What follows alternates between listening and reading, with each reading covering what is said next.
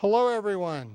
Welcome to another, I was going to say session, this is not a therapy session, but another show of It Has Nothing to Do with Age or Gender. Before I introduce our illustrious guest, unfortunately Tony's not here today. His wife suffered a horse injury and she just had surgery a couple days ago, so he's helping her. But Tony will be back as soon as possible.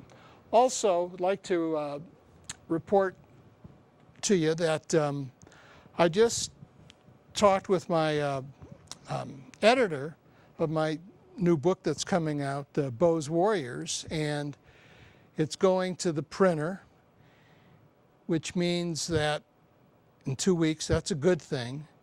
And it'll be distributed from the distributor, I was told August 27th, and it'll be in the bookstores 2 to 3 weeks after that. So, public service announcement. All right, the guest today, and is the one and only Tom Johnson. Tom, welcome to the show. Nice to be here, thank you. Good.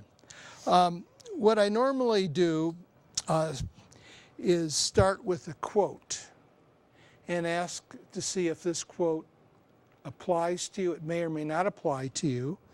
And if it does, if you'll just talk about that a little bit before we get into the meat and potatoes of the show. All right. All right. This is by Ivan Turgenev. If we wait for the moment when everything is ready, we shall never begin. I can repeat it if you like, or you got it? You got it? If we wait to the moment when everything is ready, we shall never begin. I don't think that. I think that's an apt quote, and fortunately, I think for you. I learned a long time ago that if you wait until everything is ready, you never get anything accomplished. And so, just got to forge ahead, go with what you got, and be prepared to be flexible and adaptable as you proceed with whatever it is, a sporting endeavor, your work. We were barely ready when the show started rolling, and yet here we are having an interesting, hopefully interesting conversation. There you go. Today was a perfect example of it. Exactly. Right? Okay. Maybe, can you recall that moment that you realized that things aren't perfect and you have to forge ahead anyway? Nope. Was there anything in particular? No, I don't think so. I think that was an accumulation of life's lessons learned from about age 8 through about age 20 or 21, where you get little bits and pieces. And when you're young, you're in a pretty controlled environment. You go to school, you have a few friends, you come home, and then as you go out in the world and you experience more things, you go more places, you meet good people and maybe bad people, and you're pressed into situations, and all of that accumulates, and someday, maybe when you're a teenager, early 20s, you suddenly go, wow, this is what adulthood is. It's a constant balance of having to deal with what's in front of you and still accomplish what you set out to accomplish. Okay. So I would call it accumulated wisdom. Accumulated. Okay, and you're beyond your 20s now, so you're still accumulating. Absolutely. All right. Let's go back to age 8. And where are you at age 8? Where was I physically? Emotionally, mentally? All the above. Let's see, we lived for a number of years in Palm Springs, and this was a long time ago, and way before it was the Palm Springs that people might vacation to now. It was a little rural, not much of a town down the road from the glitzy Palm Springs. We were in Palm Desert. Palm Desert. I'm Okay. sorry about that. Not Palm Springs. You were close to Palm Close, Springs. yeah. though. It's all literally one mash from Rancho Mirage to Palm Springs. Especially now. And it was a great place to grow up as a kid because you ran around in your shorts, nothing else, maybe some sandals, spent half your day in the pool, went to school once in a while, and the desert was vast, and you could just run around, play, and do things. So at age 8, you were running in the desert. Running around in the desert, chasing lizards and things. You know what boys age 8 do. Okay. So what brought the family to Palm Desert? Oh, my dad worked in, he started out with one of the big 5 accounting firms, Arthur Andersen. Okay. And after a decade or so there, and a lot of sort of itinerant moving around that you did when you were coming up through the ranks there, his background and interest was in agricultural sort of economics and accounting. And so he took a job with a large feedlot operation in Thermal, which was, 10, 20 miles away from Palm Desert. And so we moved down there, and there we were. I met your father once. What's his name? Marvin. Marvin. Okay. So Marvin was an accountant background? Okay. So you weren't born in Palm Desert? Minneapolis, Minnesota. Okay. But in the days before computers, even before calculators. You're not that old. No, but the accounting trade was a little different, and Arthur Andersen, my understanding was that they would send a team of accountants to go and do an audit or to do some project at a large company, and you would get assigned, my dad would get assigned for 8 months or 18 months to a company in a town. And so I was born in Minneapolis, my sister was born in Michigan. I think apparently before I was really aware, I did time in a couple of southern cities as well. And I think that wear and tear of moving around was probably part of what precipitated interest in going just to California and staying there for a while. But so I'll have to ask my dad that. Okay, so when Dad got an assignment, the whole family picked up and went. So what's your sister's name? Devin. Devin. So where in Michigan did you live? She was born in Dearborn, which is, I believe... Near Detroit. Between Detroit and Ann Arbor. There you go. Incidentally, my book, Bo's Warriors, is about the University of Michigan, Bo Schembechler. There you go. So she would know, he would know, that they would all know. And you probably might even know if you're just about that age. Okay, so you're going all over. You're living in different places. By age 8, you're running in the desert. When did you first start running, and where was that? Was that in the cold of Minneapolis, or? No. I didn't start actually running. I didn't have a lot of interest in sports until I was in high school. I shouldn't really say that. I played Little League baseball. I was always kind of a skinny kid, ran around. You're still a skinny kid. To get from here to there, it was faster to run than to walk. But I didn't really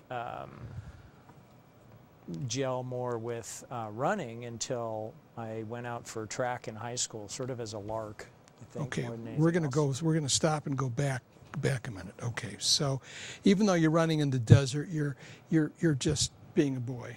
Running around chasing lizards, yes. Okay. And what about, how much older is Devin than you? 20 months younger. Oh, okay, so you're the oldest? Mm-hmm. So it's just you and her? Mm-hmm. Okay. Then she ran after you? No. She wasn't into running around in the desert. That's what the boys did. Okay.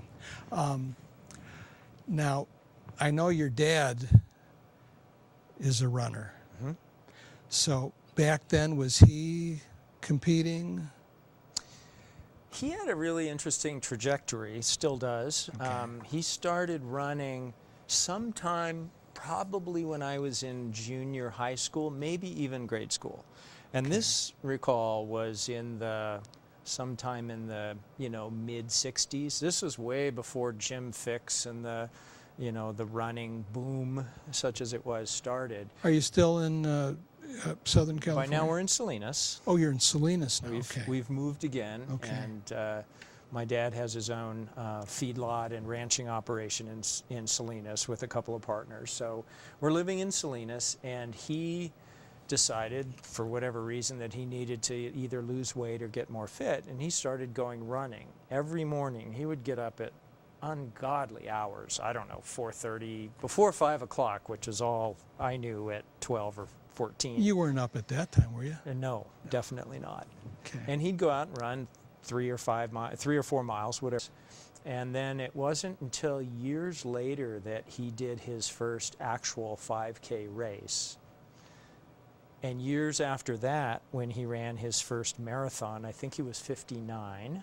Okay. And he ran his first ultra marathon at 61. Okay.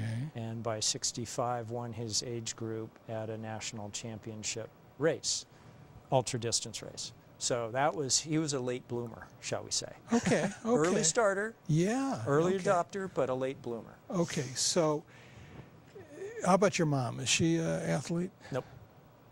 Not a runner? Not? Nope. Okay. All right. So Dad is Proud of it. proud of it. Okay. So your dad started his running career in Salinas. You're almost junior high, sixth, seventh grade, middle school. We were in Salinas from about, I want to say, 4th grade, so 10, 11 through till 18. Graduated from Salinas High School. Okay, so you're aware of your father's running. Mm-hmm. How did that impact you? I don't know that it did until it made it easy when I did start running. And actually, my path to running was a little circuitous. A couple of buddies and I went out for the swim team. High school? High school swim team. Okay. I used to splash around when I was a kid back in the desert, so I know how to swim. We went out for the swim team at this point you're 15 or thereabouts. And it turns out that splashing around in the pool is a lot different than swimming laps and learning to go fast. And that there are kids who started their competitive careers at about age 8 with the YMCA in Salinas and had been swimming competitively for 5 or 6 years. So we got killed, those of us latecomers. And so the second year we decided we needed to go out for swimming again, but we'd go out for track. You're a sophomore now. Yes. Okay. Actually, I think we went out for cross country. That came before swimming season. Okay. To get in shape so we wouldn't get killed quite so bad when we went out for swimming. So the running was going to get you into shape for Exactly. swimming. Okay. For the laps that you were going to do. And I at least discovered a much greater aptitude for running than I ever had or will have for swimming. Tell us about how that happened. Well, we just went, it was great. You didn't have to do much, pass a physical, and show up on the first day when they were signing people up for the team. And so that part, but I that was mean easy. the part that you realized you liked the running, or didn't you not realize it just yet? I don't, it was fun to do. It was a group sport. We'd ride the bus and go to wherever for meets or for training or for whatnot. A lot of us, me, were pretty distracted in high school. There were girls, there were classes, there might have been beer, there might have been other things involved. Might have been. What is this might have been? And so, we didn't take it really seriously. So, I might have been 3rd or 4th in an event or two at a track meet, at a small track meet. But I wasn't. Still cross country? Cross country and track. And track. Yeah, ran the 1 and 2 mile for the 1 most and 2. part. Okay. Might have got 2nd or 3rd or 4th at a cross country meet, but nothing to write home about. Okay. And then That's still pretty good. small meats, Small meet. small pond. Small pond. We'll get to the bigger pond stories in a while. Okay. But it was a starting point. It was a starting point. And so, did your father? Do you think you were influenced at all by your dad, or It made it painless. If what you're part? if you are around someone who goes running every day, and again, this was still before the gym Yes, fix and yes, everyone out yes. jogging and whatnot, and yeah, you had the support of the team that you were on, but still, it was on the weekends you'd run on your own, and it was not unusual or unnatural. If nobody else in the family run, it might have been a bigger leap to get into it. I don't know. Might have been. How did your father support you with your running? Did he say anything? You know, my folks were very good about letting me find stuff, and as long as it didn't detract from schoolwork, because that was important, and you know, the basic rules of the house. I used to go work and quite a bit, help my dad out on the weekends on the ranch or the feedlot or whatnot. So you had a ranch in Salinas then, right? You weren't in town? It was in Monterey County. Monterey County, okay. But it's a ranch. Yes. Horses, cattle, okay, all of that stuff. Okay. Which is a whole nother train of right. where that goes. Right. We'll stay on this for a little bit, and then we can go another direction. Okay, so your dad and mother were both supportive of what you were doing. You were keeping your grades up? Yeah. Did fine on the grades, did fine in school. Didn't get in the way of anything. It was fun. It was healthy. Although, you know, it wasn't like I was overweight and needed to worry about that. So you were running for a different reason. It was fun. Yeah. It was fun, because generally, running and fun don't always go together. But for you, it was fun. Did that mean it was easy? It's only as easy as you make it. It's only as hard as you make it. Okay. But so you're a sophomore, and you're not extremely competitive, or are you? I wasn't competitive enough to work at it in the off hours, and the training part. Yeah, and I think you know, competitive instincts manifest differently in different people. Okay. And in terms of how you're either, I don't think you're born with being competitive necessarily. If you're in a non-competitive environment your whole life, Jim Steer would disagree with you. He thinks that he thought that we're all just grew up, you know, we're wired that way. The competitiveness, the survival part. Possibly. Okay. Anyway, I just thought I'd throw that in because you know Jim Steer. So you know, I think the other part about being competitive versus the survival instinct is there's a whole lot different drivers, and I have examples of that, but we're not quite to that part of my life yet to tell those examples. Okay. But, there are people that find themselves being a lot more competitive because of factors in their lives. The right motivations have to appear. I mean, look, we have it easy. We're all Americans, right? If you come from a middle class background in America, life's pretty good. We are not fighting for our survival, and we're not fighting to eat. Generally, people have their basic needs met. Those needs are all met, yeah. And so it's your competitiveness isn't a survival function, it's to serve some other need. It's a higher need. Higher. Okay. And so sometimes it takes a while to figure out what that higher need is. So as a sophomore, you're in Salinas, small pond. I'd have chucked the running in a heartbeat if that one gal would have gone out with me, but she never would, so I had to keep running to give me something to do. Are you serious? You're pretty easily distracted as a sophomore in high school. At least some of us were. So. Okay. All right. So as a sophomore, you didn't live and die about running cross country. No, it was a fun thing to do, but it wasn't what got me going in the morning. Okay. What about that junior year? Are you still at Salinas High School? All the way through graduation, yep. Okay. So are you running differently as a junior? Probably got a little more serious by my senior year. You know, senior year, okay. Physically, you develop a lot in that, you know. What year are we talking about now? 13, 14, up to age 20, so 21. what year in the calendar? I graduated in 1977. 77, okay. And so I probably was a pretty scrawny little kid at 15 or 16. I was still a pretty scrawny kid at 17 or 18, but maybe had a little more strength and a little more same height ability. I couldn't tell you. What'd you weigh? 100? Couldn't tell you. Okay. I could guess. I could make something up. No. But scrawny. Okay. I didn't start monitoring my weight until my mid to late 20s. Well, and that's also a different story. Yeah, there's a lot of stories here. We may not get to all of them, Tom. Okay, but so as a senior then, tell us about that senior year, 1977. We're digging here.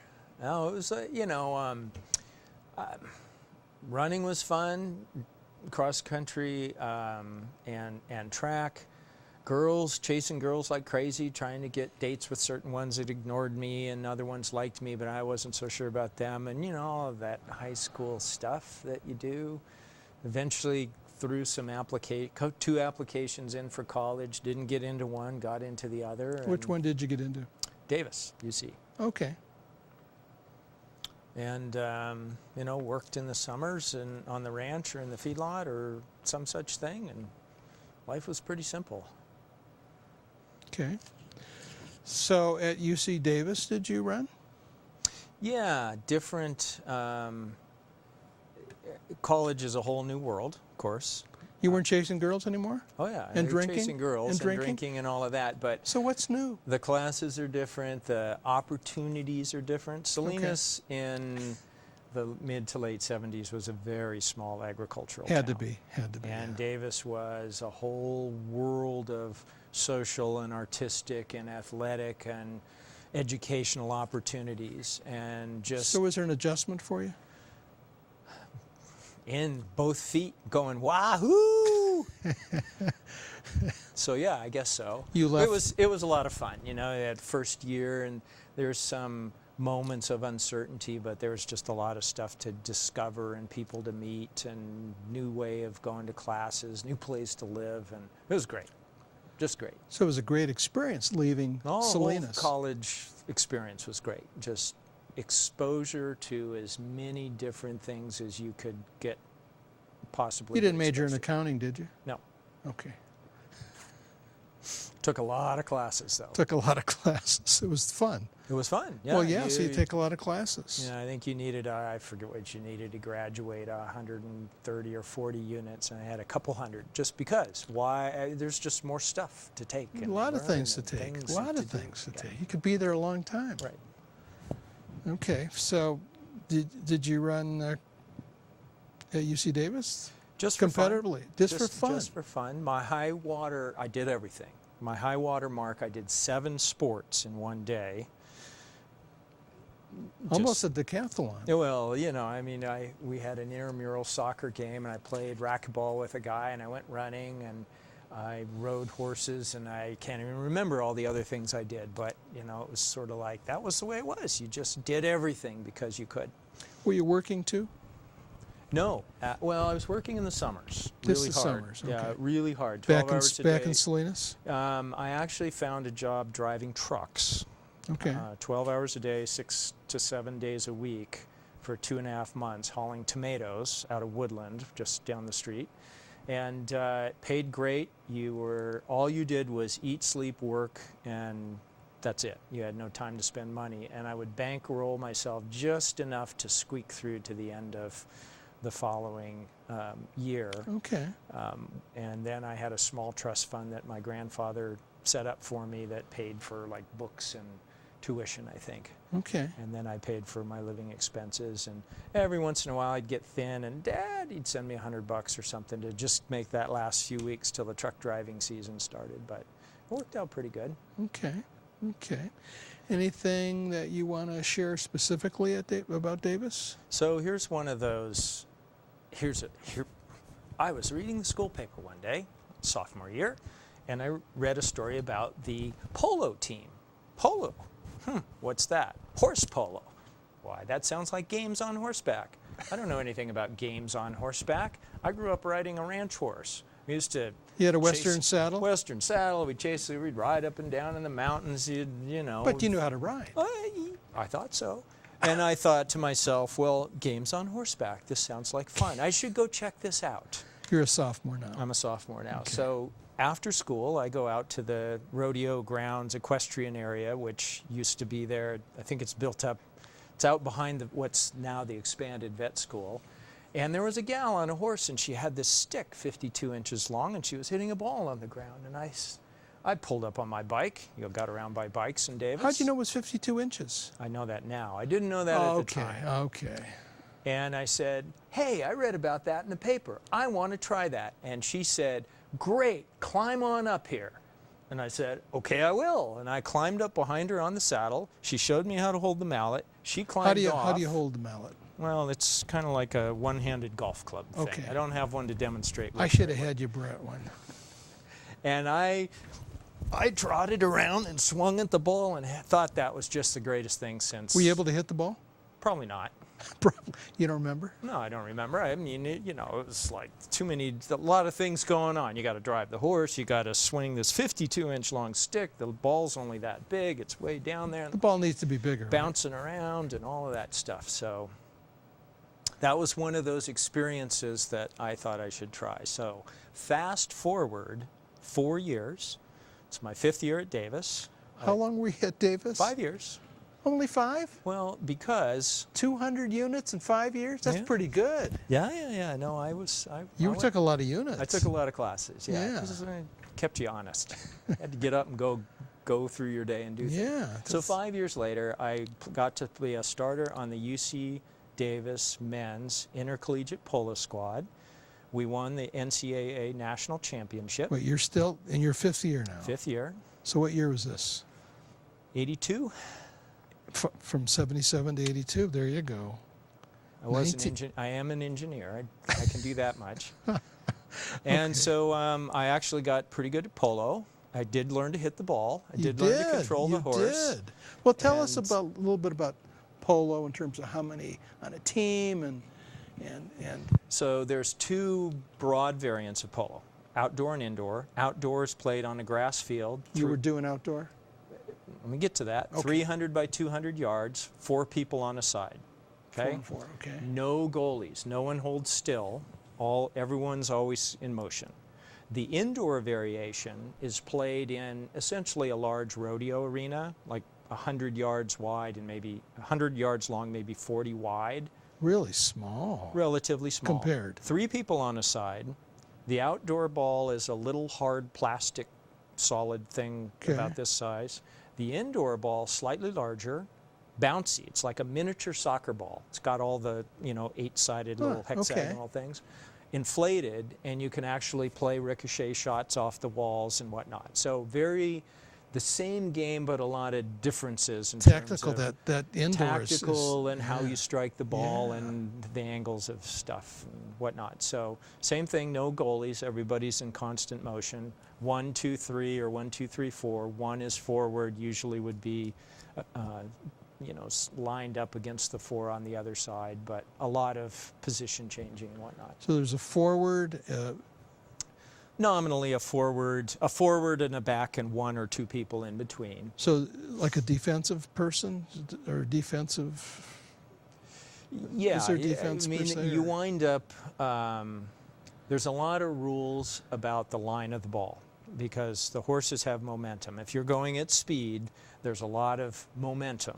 1,000-pound animal at 20 miles an hour is a lot of momentum. And so it takes a while to stop and turn, and there's rules about the line of the ball. If I strike the ball here, this is my line. You are not allowed to approach and cross that line at 90 degrees. That would be very dangerous. Kawamo, 2,000 pounds, big wreck. With all your cutting experience with the quarter horses, it must have been easy. You have to come alongside and match up to the line, then you can ride people off and so forth. So a lot of times, even though there's nominally a forward and a back, you wind up more fluid. If you've been watching the World Cup, I'm surprised by how often the midfielders and the backfielders even will score goals because there is a lot of fluidity.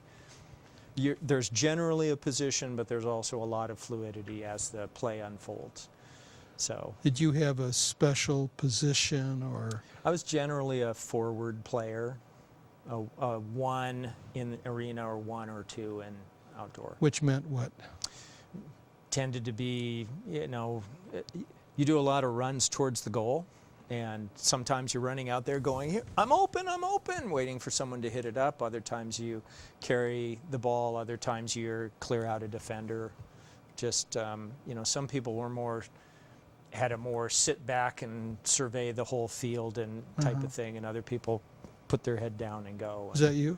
Apparently so. I was up there in front. Okay. So your competitive nature got expressed. Oh, yeah. On the polo field. You definitely wound up the competitive nature a lot. It's a very physical, the indoor version, which was our NCAA championship, was in an indoor version of the sport, not outdoor. And all of the teams that won their regions flew to the East Coast, to Connecticut. We played a big tournament, and that's how the thing is decided.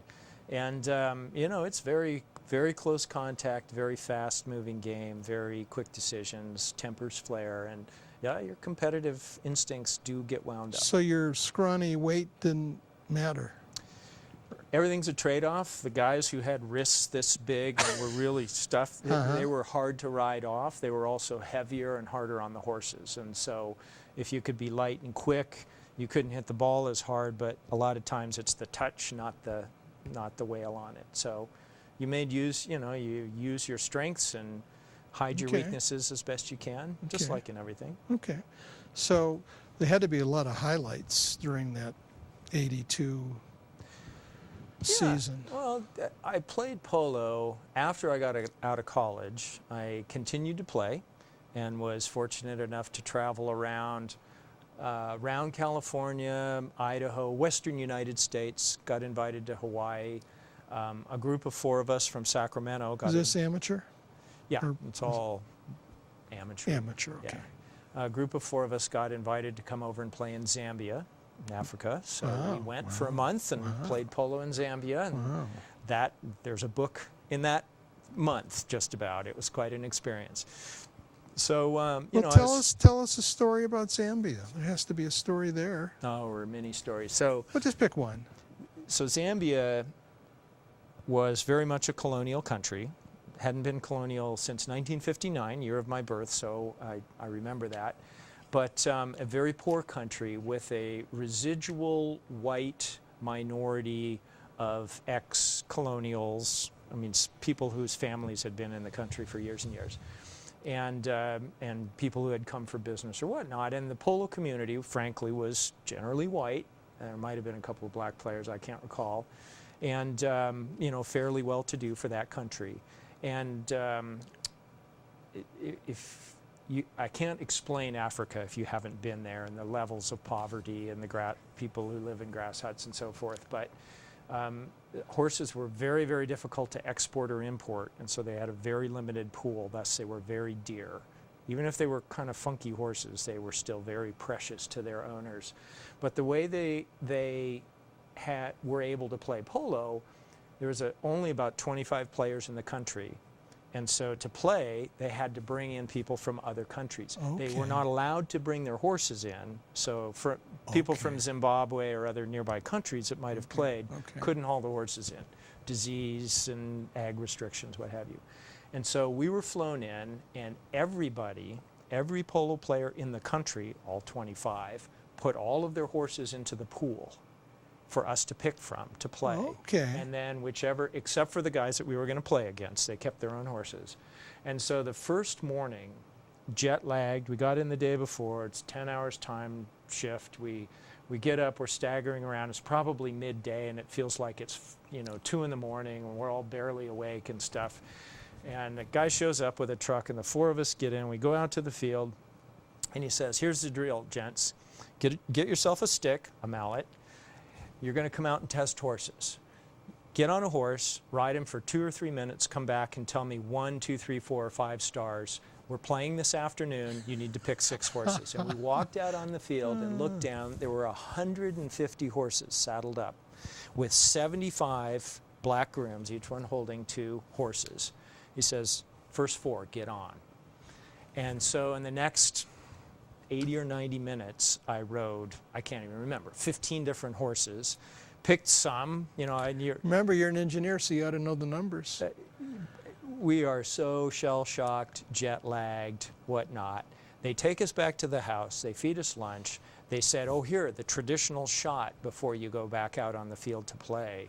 We all said, fine. I don't think they had the same traditional shot that we did. I'm not sure about that. Went out that afternoon and were crushed.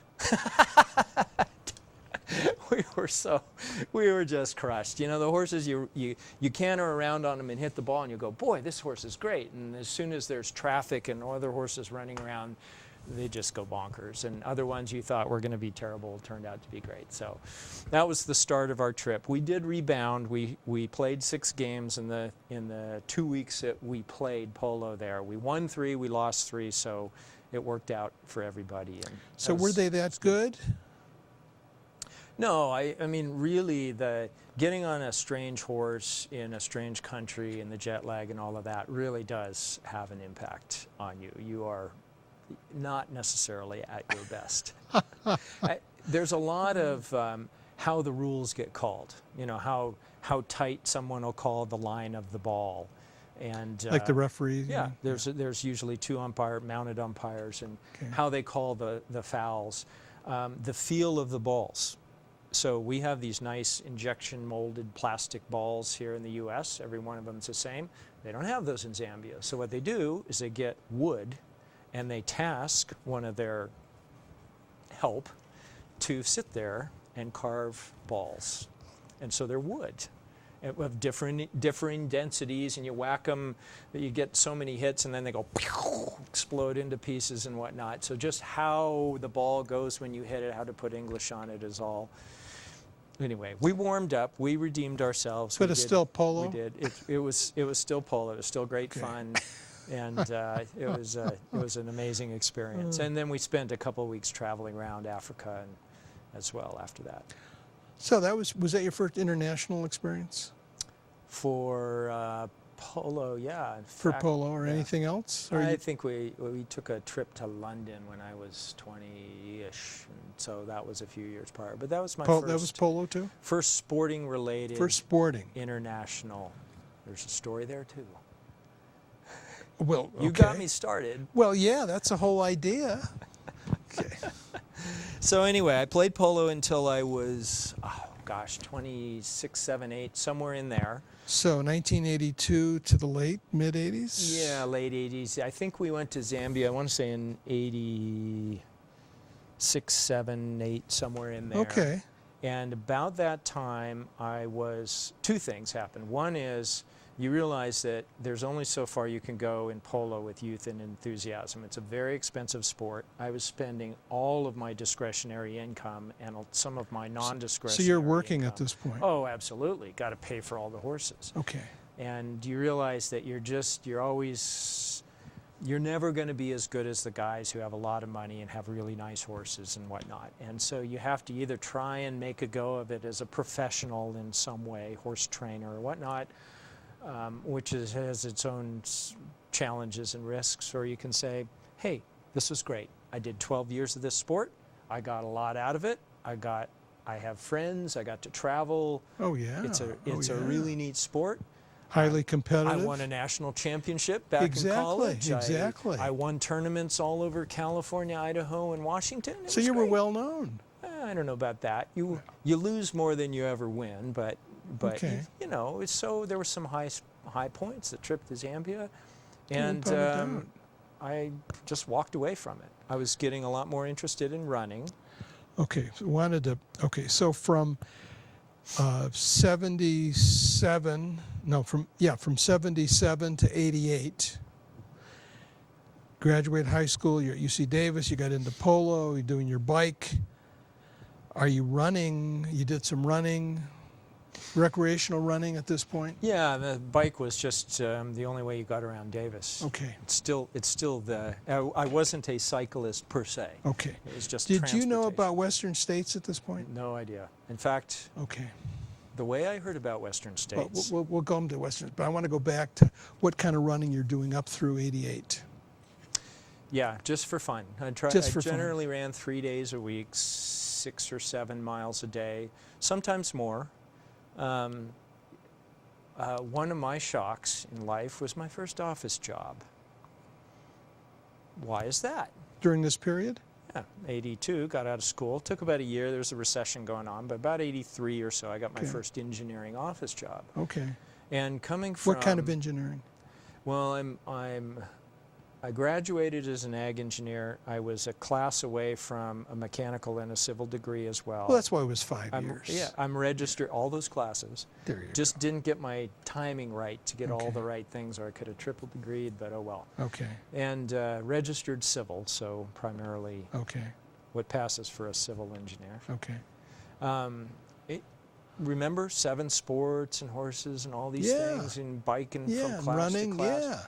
I got to sit in an office or a cubicle on my butt for 8 hours a day You're to kidding. do stuff. You're kidding. Painful.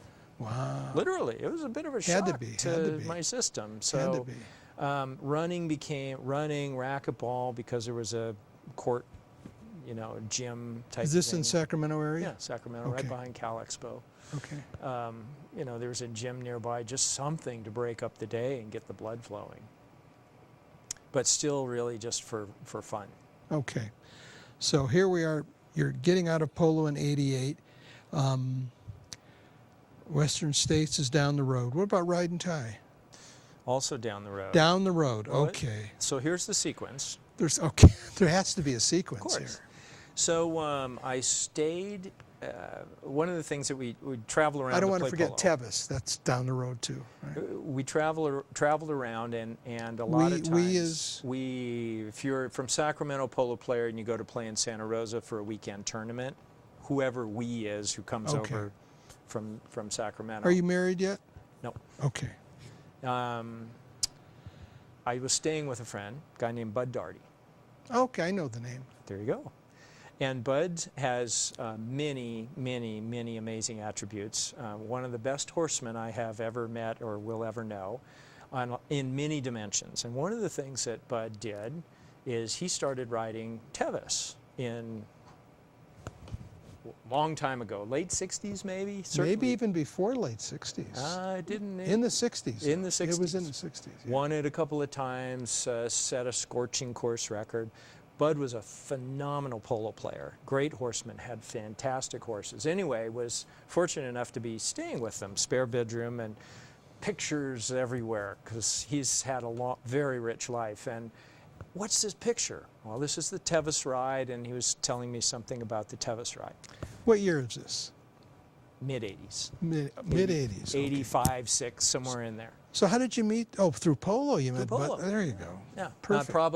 I presume if I was staying at his house, I was probably on his team. We used to mix and match teams all the Okay. time for that particular tournament weekend. We played a lot of tournaments together over a few years there. And he tells me all about Tevis, this 100-mile race, point to point, and they do a run there too. And he tells me the Gordy Ainslie story and how this guy ran it, and people run this thing. And again, this was in the mid-'80s, so It's still relatively new. Tevis has been around for a while, But not the States. The run run is relatively pretty new. Pretty new, right? yeah. And so by now I've been working a few years, 5 or 6 years. Polo kind of got as far as I'm going to go. I've been running a little bit more, and I'm out on a run just along the bike path in Sacramento, and I have this discussion with myself and basically think, I've been running since I was 14 or 15. I should do something before I get old, whatever old looks like when you're 25. You're in your 20s, right? Come on. And I thought, well, what would I like to do? I'd like to either run a 4-minute mile or run 100 miles. Now, wait a minute. A 4-minute mile. This is my conversation with myself. I understand. I can have whichever you one can, I want. but let's okay. And you ran the mile. I ran the mile, and I had probably got down to 4:40 or something. But had in you high run school. a marathon at this point? No. I'd never run more than 15 miles in my life. So you're going from a mile to 100 miles. Well, it was either one or the other. It's like if you're going to do something with yourself, just jump in and do it. In fact, I heard this famous quote recently: if you wait until things are ready, you'll never start. So you got to jump in. It fits. You got to jump in. And so I thought I probably honestly have more chance of completing 100 miles than I do of running a 4-minute mile. So I got back to my office. What led you to that conclusion?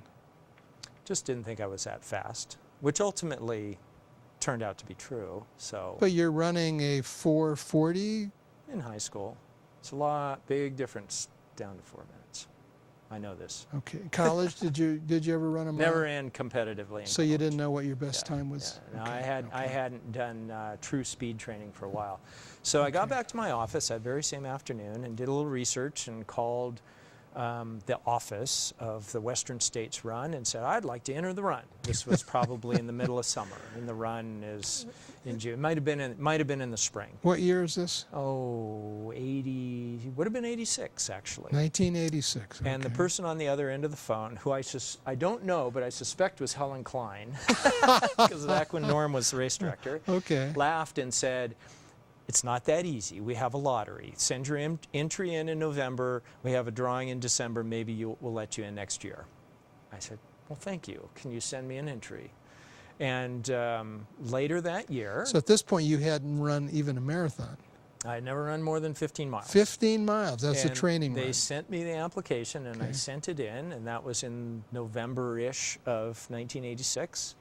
And they had the lottery, which is, of course, very difficult to get in. You know, that was back when the third time you were automatic and stuff.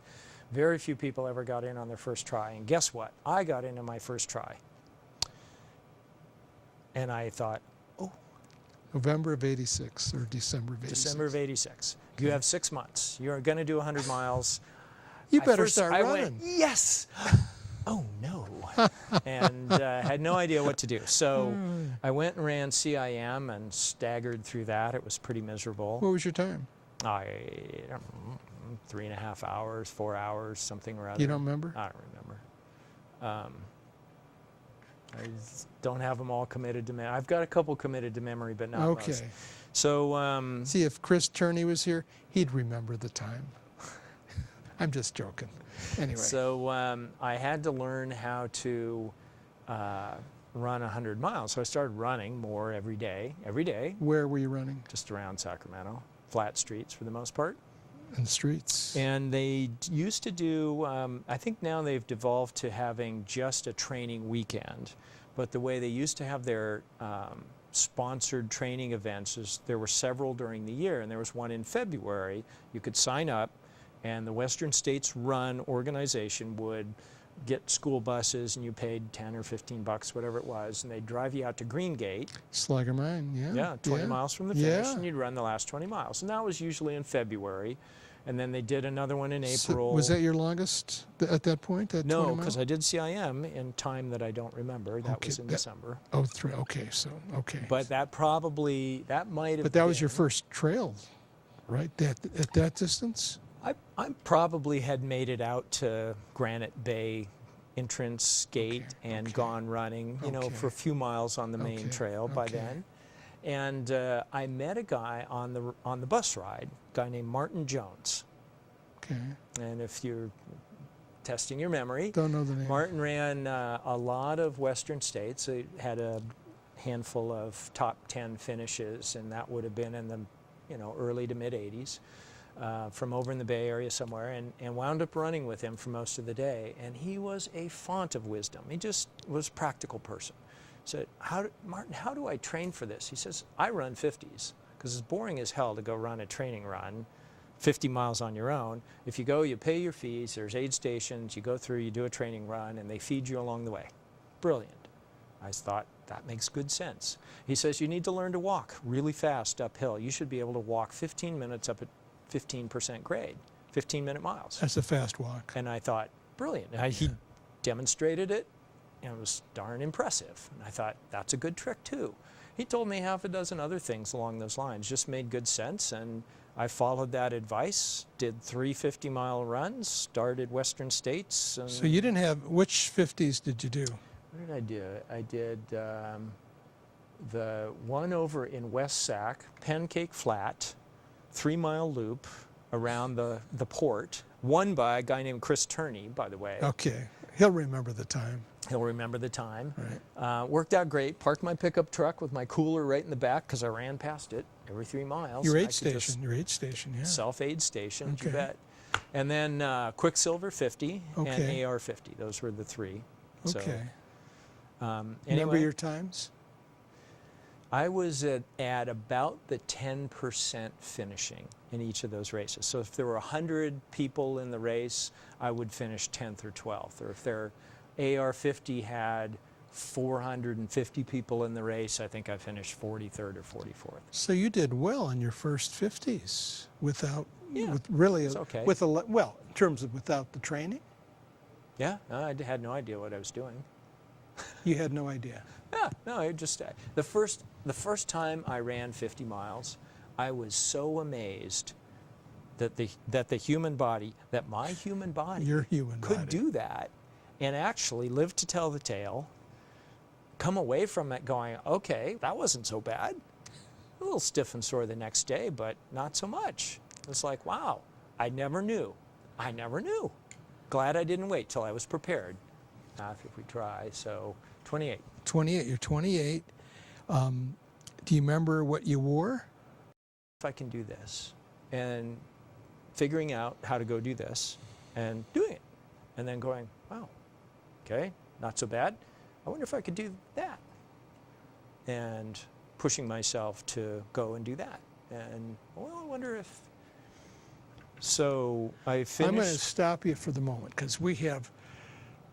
You're probably not going to believe this. This is an hour program, and we have like 5 minutes left. And so I wanted to, I'm not going to leave this, but I just wanted to mention that, Tom, I know you, I don't know the specifics, I know, but you've run all over the world. Mm-hmm.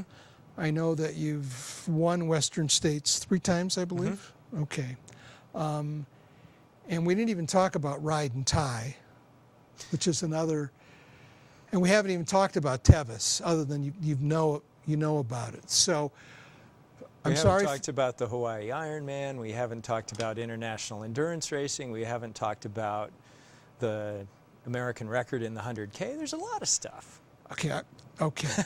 Now, you know what this means is that there's going to be a second show. There's going to be a second show. So let's. I was really impressed when I heard about your 100K record. Mm-hmm. And I forget, I remember you having a conversation with you and you saying that you ran each 10K at, was it 39 minutes or something? 39-ish, yes. So tell the folks, a 10K is 6.2 miles, mm-hmm. and 39 minutes. Well, my first 50 miles I went through in 5:08. I told you I remembered some of them, which works out to around a 6:10 pace, 6 minutes and 10 seconds per mile for 50 miles.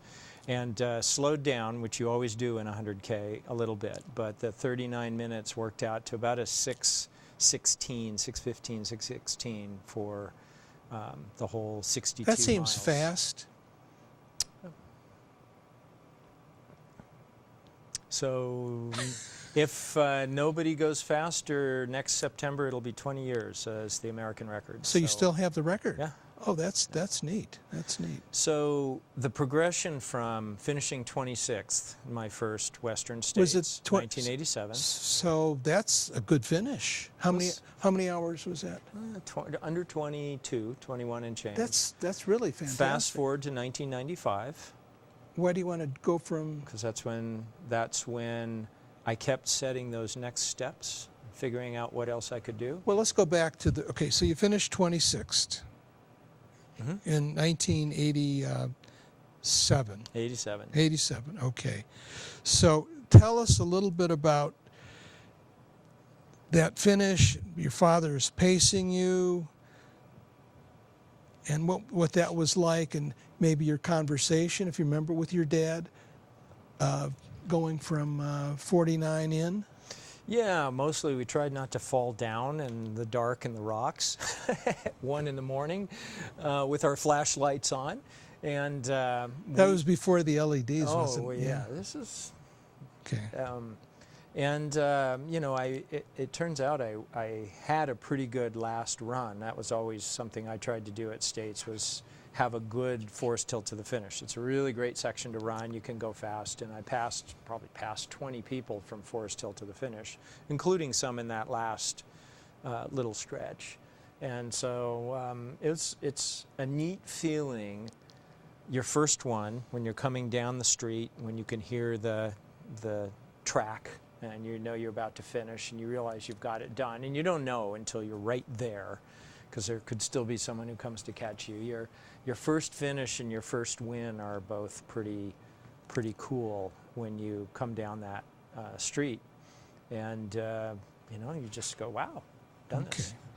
So if you'll agree to come back, this will be part one. Part one and part two. Part one, because there's so much more about your story. Like to think so. Well, you named off so many of them. So many of them. You were supposed to turn that off. I'm sorry, that's an alarm. It's an alarm. Okay. So basically, so 1987, that's your first Western States. You're really a newcomer to ultra running at that particular point. But you have a good background. You got the horse, you got the bike stuff, the running, the gym, you got the right physique, you got the motivation, you got a model of your father doing this stuff. You had things going for you. As a famous runner named Bruce Fordyce once said, the best thing you can do to get faster in a long distance race is very carefully pick your parents. True. Genetics. True. It's a lot about the genetics. Well, thank you very much for coming on, Tom. Enjoyed just part of the story, and I didn't realize that we would run out of time so soon. I knew we were going to run out of time. I mean, that's a given, but I didn't realize we'd run out so soon. Just getting to the good part. Good. Thank you, everybody. Thanks for joining us.